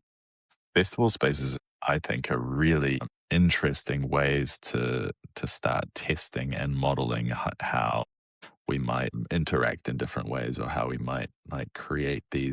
They're really good test beds for creating different kind of societal structures, and they do have an important part to them, or some important parts to them, which is, for lack of a better description, a container, a spatial and temporal container, Hmm. which I think is what a lot of people want and need, is some kind of safety. It's what we talk about when like governments make rules. That is a form of containment. When we have festivals, it's like, all right, this is a set amount of time. So, you're not just going to go off into you're not going to spend more time than you've budgeted for on this experiment, on this playful space, on this thing. And it's also a spatial container. A lot of festivals, you can't go outside the bounds of the festival, so you have like this little world Hmm. that is there to run this kind of social experiment. And like people have been doing this for 30 odd years in the desert in Nevada at Burning Man. They've also been testing different kind of versions of this all over the world with different burns, or the different festivals that are set up all over the world. Like, I don't know the numbers on this, but I'm pretty sure festivals are becoming more and more popular. And I think it's this need for people to go and try living in a different space in a different way. And they also tend to attract a bunch of the same like-minded people. like whether it's through music or through art or through specific things like tea, for example. Mhm. Yeah, I mean, Yeah. I think there's so much possibility for emergence in and around this space. In fact, I've spent some time with a couple of folks in the space around this research paper called Minimum Viable Society. And kind of what we're exploring is, what if we could apply some of the principles from festival builders, disaster relief builders, Olympic Village builders, circus operators, military deployment experts, all into this idea of rural redevelopment, where you have a time bound, and we're like, at this stage, we're putting like, what happens in 12 months and 1,000 people with some of the ways of thinking and building and doing to revive a rural town. And if you're just focusing on the temporary infrastructure that doesn't require, long permitting processes and huge amounts of upfront capital, and it's much more like collective and emergent, what happens there? And I think, and then within that, what shifts within the social contract, what shifts within the sets of relationships that allow this to happen. And one of the starting conditions we believe is really important is that the land, or the access to land, is gifted to the community as a starting point. So it's not a landlord renting the space. It's just like, all right, this is some space we're inviting new possibilities into on this kind of a scale and on this time frame. Let's see what emerges. And it's not something that takes over an existing town, but it's something that could, like grow alongside, or kind of intertwine with in a meaningful way. So like one of the aspects of this that's kind of excited me a lot is that this idea of, in fact, when I look at the health of rural areas, one of the leading indicators that I look for is the health of the farmers market. Is the farmers market happening regularly? Is it of a certain size? What are the different vendors doing? Is even the marketplace beautiful? And so if you actually go to a bunch of festivals, actually surprised by the markets that pop up there, the different people that are making things and all of that. And so applying that to these rural towns, adding in that festival vibe, but then also designing and building a really beautiful marketplace that invites lots of different vendors to come in and trade and exchange, and just making that whole piece quite seamless and a beautiful experience compared to what a lot of rural towns have now, which is a very dated infrastructure, very fragmented. And yeah, that's like one piece of infrastructure that I think could go a long way in reimagining what could emerge in these spaces based on the festival insight. And moving towards this like post-work world in a way. Yeah, interesting. The the transition between what we have now and a post-work world, I think, is a huge topic that Yeah. will play out regardless. Whether or not we reach like a truly post-work world, or it's even a weird phrase to use, post-work world, because like now that we're discussing it, I don't think there'll ever be a time I where we don't do any work. There's obviously always going to be things to do. It's just whether or not we need to do those things to be To fed and make housed to and make a living. taken Yeah, places. exactly. Yeah. And Yeah. again, like there's always been a post-work world for a percentage of the population. And I think what we're talking about here is that, this is universally accessible. So I think this then, dovetails nicely into, what are some of the future scenarios that have been imagined in some of the sci-fi stories, and what are some of the future scenarios that are being proposed by different thought leaders at the moment. And, one of the ones that has kind of anchored a lot of thought over the past 10, 15 years is this idea of universal basic income. And so the way a lot of people are approaching this right now is attaching it to a country. So the country is then the distributor of the universal basic income. And so there's been a bunch of experiments in different corners of the world. And the Alaska dividend, as we mentioned before on the show, is an example of that. And basically there's a sovereign wealth fund based on the natural resources of Alaska that then pay the citizens to basically live there. So universal basic income is one version. Elon Musk recently mentioned this idea of universal high income. So it's not just income to support your basic needs. It's high income so that you can spend on lots of things. And there's also this idea of universal basic services. So instead of getting income, everyone has access to universal basic service, which has been potentially explored in different kind of communist systems throughout the ages. But then, like, what does that maybe look like if it's governed not through politics, which can lend itself to corruptibility, but to different AI systems that can be built to really allocate resources efficiently and effectively. There's And also how this do we also, well, and just jump in here quickly, like there are services in a lot of countries that there's not enough of them. Like we'll take the UK, for example. They have a healthcare system where they have a public healthcare system where you should be able to go to a hospital and get treatment for a lot of things. The way that that actually plays out often is that it is a long waiting game. I know that this happens in a lot of countries. So like having actual access to that stuff is, yeah, an interesting kind of lens to put on this. Like, does, say, having AI services for a lot of these things make it a better experience, or is it just better on paper? And then it doesn't, like, these things have to actually work, you know? We need enough of the services to support all of the people. Yeah. Yeah, Sorry, I cut you off and there for a I second. think what's likely to happen is we're going to have these compressions of spaces that kind of are able to figure it out, and whether or not that happens on a nation state level is to be determined. But there is quite a progressive movement called the network state, and so this is the idea that instead of a group of people being connected just purely based on their geographic position, it's got much more to do with the communities of interest, basically, and digital communities. So you could have a network state that covers the entire globe with people that are all like interested in certain research collectives, or having a certain diet, or having a certain family structure, and then you basically have this portable income and no geographic loyalty. And then these kind of networks could have their own kind of financial systems in a way that allow resources to be shared in a more abundant way. So I would probably say that I think that's probably an area to look for, one of the edges where some of these things actually might start to emerge in a meaningful way. And this convergence of, AI, robotics, crypto, kind of blockchain technologies in a way to automate and allocate and efficiently do a lot of this without it requiring a lot of human manual input. Yeah, that's looking more and more like what the near term looks like, but the disorder and fragmentation that's likely to happen, I think, could be quite hard in many instances. Yeah. Yeah, interesting. I think TBD, TBC to be continued on this Yeah. topic. Yeah. There's also this idea of universal basic. So there's kind of two versions of this. Is like universal basic capital, so that everyone gets access to the capital market. And so a little bit like what they're exploring in the States right now. So every kid when you're born, you're given a bank account with a certain amount of stocks connected to the American public market.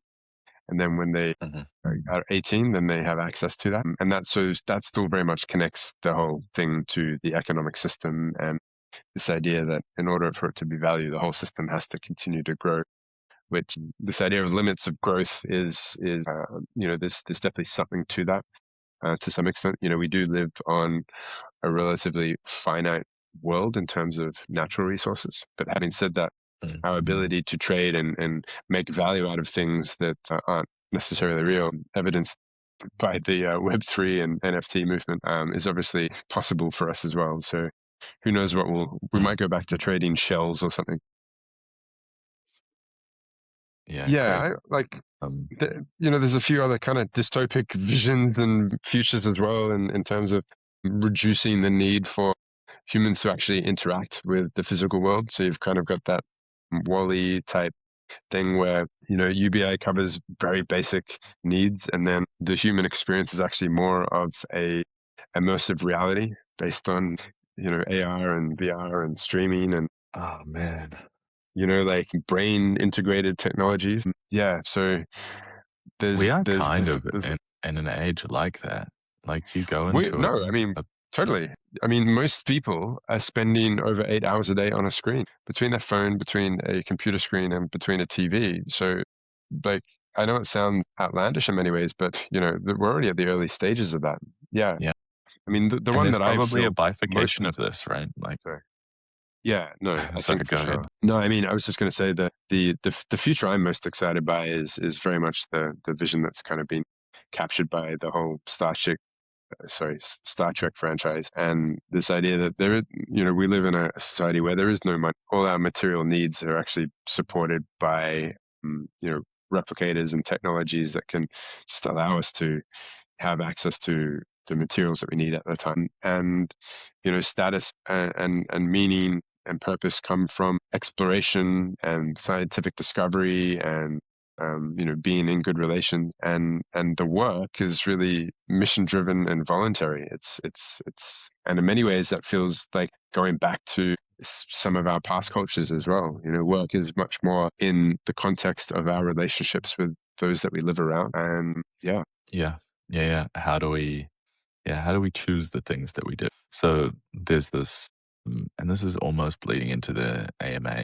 I asked my trusty teammate Opus 4.8 for some AMA questions, and specifically around it. And one that came back is that we're sold this lie that AI frees us for a higher pursuit. Like, what do these higher pursuits actually look like? And can we make it really specific to a person rather than like trying to talk about policy or like something abstract? Like, what does it mean for you and I on a day-to-day basis to be able to like pursue, to go and chase those higher pursuits?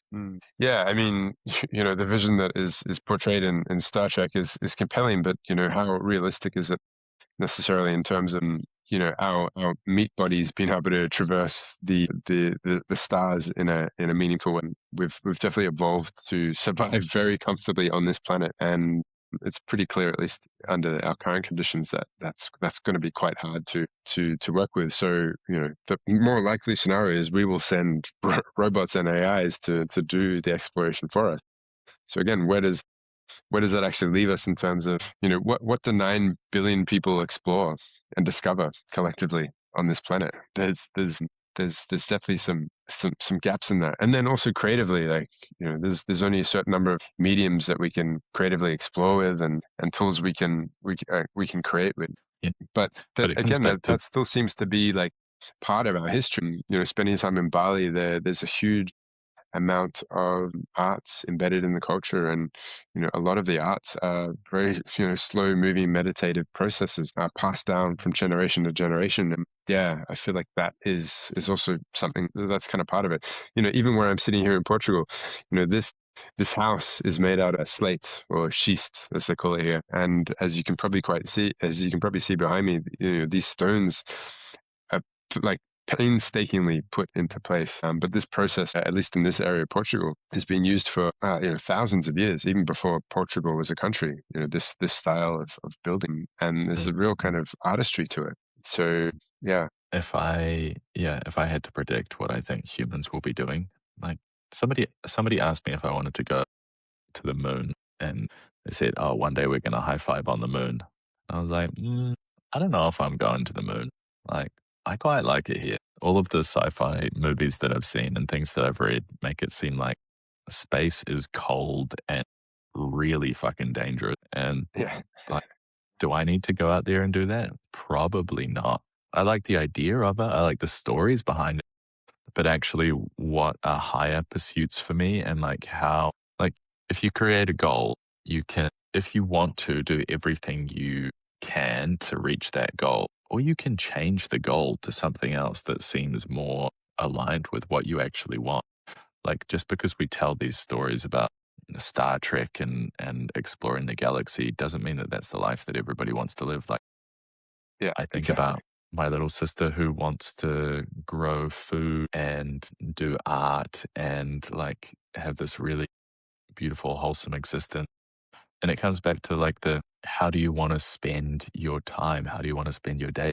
Yes, I want to create value and produce things and explore. And like, that's definitely a part of my personality. But when it comes to like day to day living, I want to eat well. I want to spend time with people that I like. I want to help people. I want the weather to be good if that's a possibility. I want to go to the beach. I want to do these things that, like, if we shift our focus to assuming that we don't need to to work to be able to like live really well. Maybe part of the work is shifting the focus of humanity toward like living really quality lives. And what does it mean to do something slowly? Or can we understand ourselves to the point that we know that when we are going to a dance class, that when we're there, we're going to really enjoy it. But to like have these things that we can plan and move towards and have as exciting things in our future without them needing to be like these big nebulous random things that like in pop culture right now, it's really cool to want to go into outer space. It's not really what I want to do. I understand that we need audacious goals and that we want hard things and that we need to do hard things. I have that too. But I think we could do a better job as a society of like creating goals that more in line with what it would be like to live a really nice life on a day-to-day basis. Yeah, as you were talking, one of the things that came up was this idea of, there's this idea that humans can actually act as the custodial species of this planet Mm. rather than the, the consumers of it. And I do think a big part of that is our ability to have relations with other species on this planet again. And there's a huge amount of people that have pets, for instance. But I think we've spoken about this in the past a little bit. But you know the way that in which their relationships with their animals are kept, it's kind of almost like it doesn't feel like it's in harmony in a sense. Harmony is not quite the right word, but in right relationship.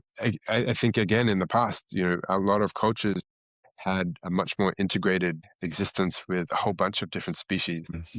Again, this part of Portugal, there's a lot of shepherds, and this idea of a shepherd that moves through the landscape with flocks of animals. And, obviously, increasingly less is the case, but yeah, and obviously a very small percentage of the population might appeal to, but I don't know. There's something to that whole possible future as well that I'm kind of excited by. Even this idea of how do we create spaces? How do we design and build spaces in which people can interact with animals in different ways again, rather than just like a dog park, yeah, Yeah, or a zoo. or a pet or a petting zoo, yeah, or a zoo, yeah, even more. Yeah, I think there's so much to turn our attention to, and although the idea of moving towards these peak experiences like going to the moon, or the one that excites me a little bit more is this idea called the world view, and it's basically a big weather balloon. It's about an 8 to 10 hour experience, and it goes up into the stratosphere, and you kind of you get a world view basically, and then you slowly float back down. Unless there's a bunch Cool. of turbulence, and then you quickly float back down, and they deploy a parachute, and then you slowly float back down again. But Is it yeah, doable now? yeah. I mean, actually, I haven't looked into it lately, but I think they're starting to, hopefully this year or early next year, starting to deploy some of the first versions of it. And their idea is to have, a few different like spaceports in different corners of the world. My vote has Cool. always been my vote has always been Bali for one of these, because once you have an experience like that, do you want to land back in like Fort Lauderdale in the States, or do you want to land back into, a very kind of different space and energy? And yeah, I feel like we rather than just looking at the worldview as the experience of going up and back down, what is the integrated experience of once you go up, after you've had the experience, how do you integrate back with the earth? Because there is this quite profound experience that tends to happen. And I think this is, largely what inspired this, but this idea that astronauts come back with this overview effect and this real appreciation for the interconnectedness of everything on this planet, and then how to kind of interact day to day, week to week, month to month with it. Yeah. I've got to vote for it. Instead of going up and coming back down in the same place, you go up and then you come back down somewhere else. So it's a method of transport Yeah. with the overview effect. Beautiful. Yeah. Um, What does it feel like to land in a country after you've seen it through a glass floor for 4 hours? yeah. So Yeah, I just like, I feel, another point that wasn't quite made just yet was this idea that I don't think people actually want jobs. I think people want livelihood, and that doesn't necessarily mean getting paid for work. I think there's like a need for purpose and relationships and colleagues and mastery. But yeah, historically, and I don't think in the future that's going to be shaped as just like work. So yeah, I'm excited for, but I still can't quite point to like more specifically what does that look like. So potentially more time I think to look into this. Yeah. I think people want structure.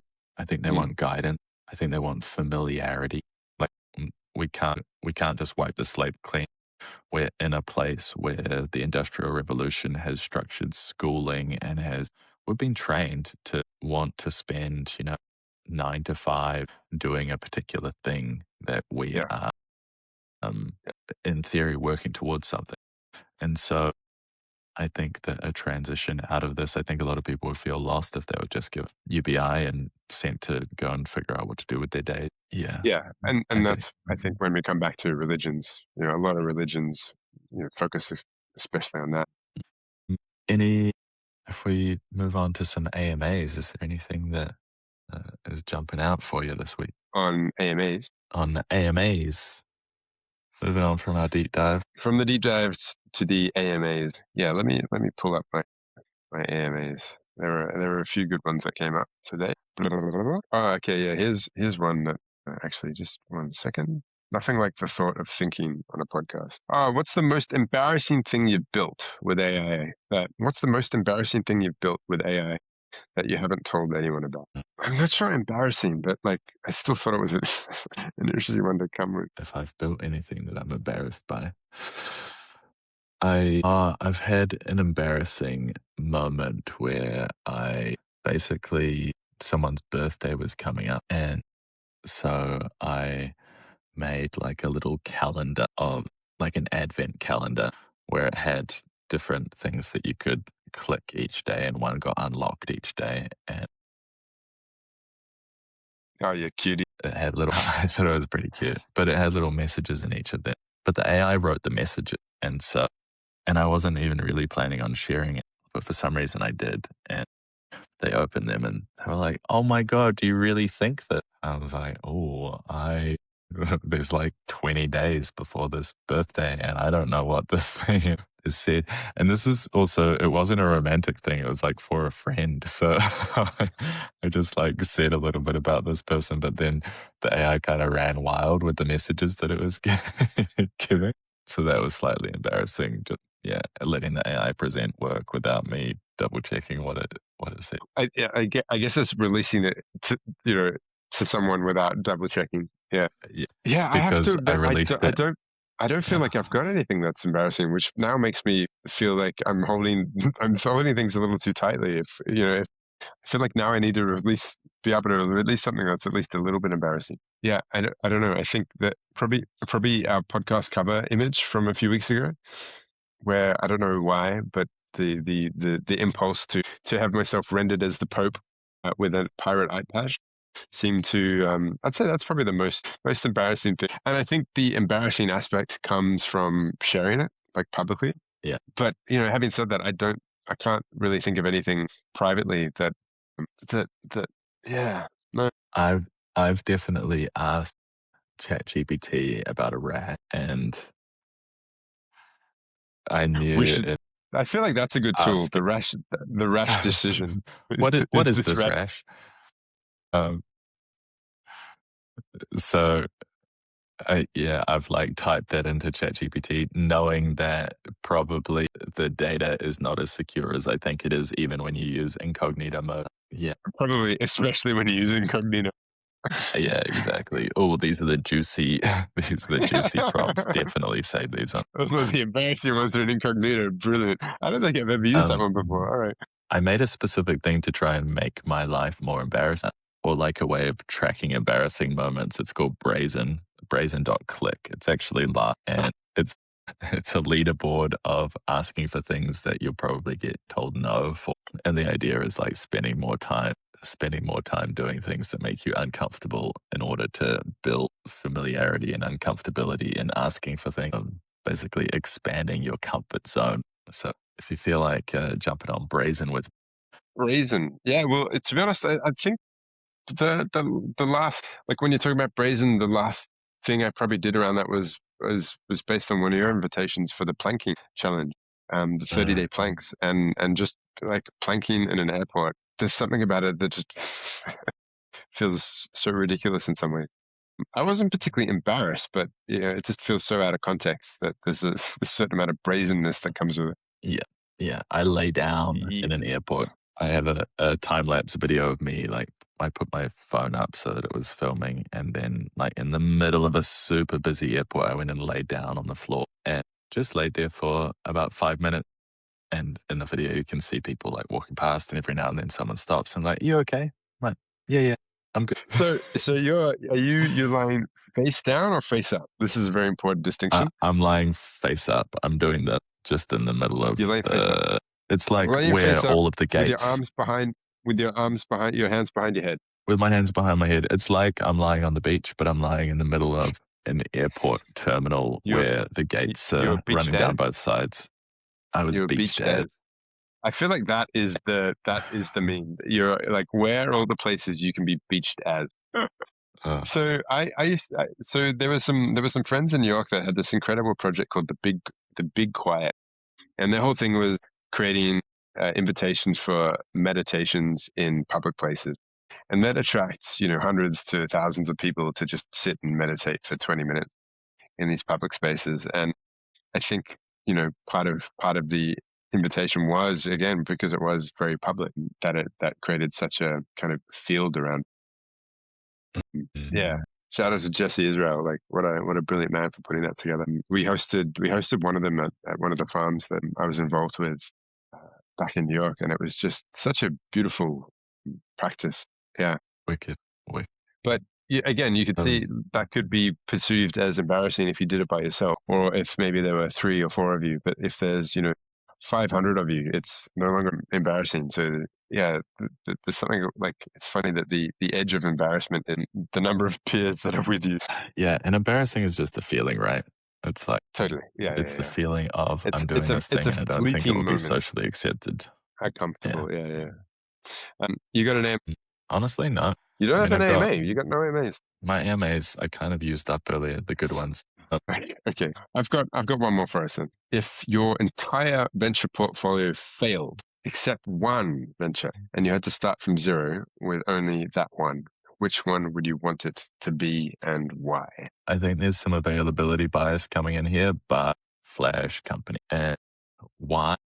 Because we've spent the last 6 months basically building versions of this framework and crafting ourselves to get more and more specific on what outputs we want and how to test things and how to like take the ideation venture building process and make it really streamlined. And I think that we probably would have been able to take the things that we built and build them and validate them at, a fourth of the time that it has taken us to do all of these other things if we were using the brazen, if we were using the Flash company framework. That's why I like this project, and that's my kind of hypothesis around it as well, is that it shortens the time to go from, oh, I've got an idea to testing. Yeah, I'm kind of on the edge, but I feel, as you're talking about it, I may have been convinced.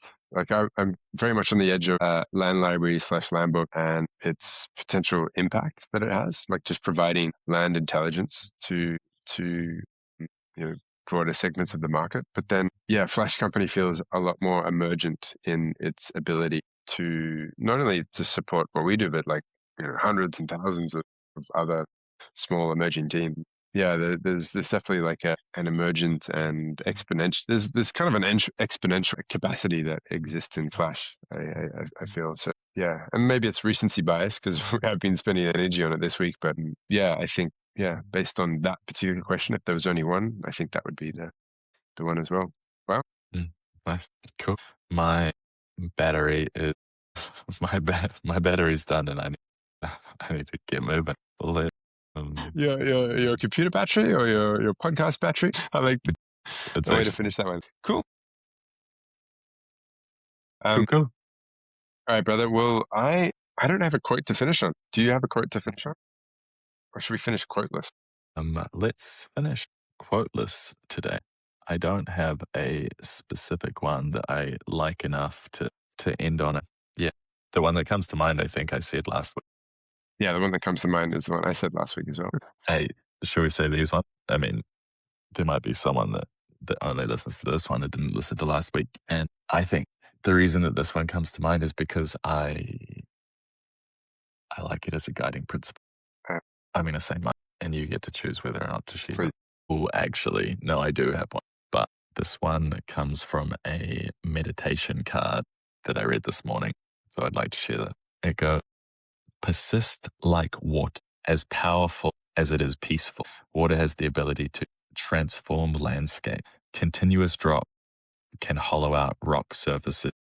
A winding river can carve out a deep canyon, and waves can reshape a beach.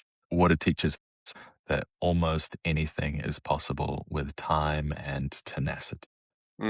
Beautiful. Yeah, but no, I've got it. All right. 1 second. All right, here we go. This is a quote from The Seven Pillars of Wisdom by T.E. Lawrence. All men dream, but not equally. Those who dream by night in the dusty recesses of their mind wake in the day to find that it was vanity. But the dreamers of the day are dangerous men, for they may act their dream with open eyes to make it possible. Such a dopey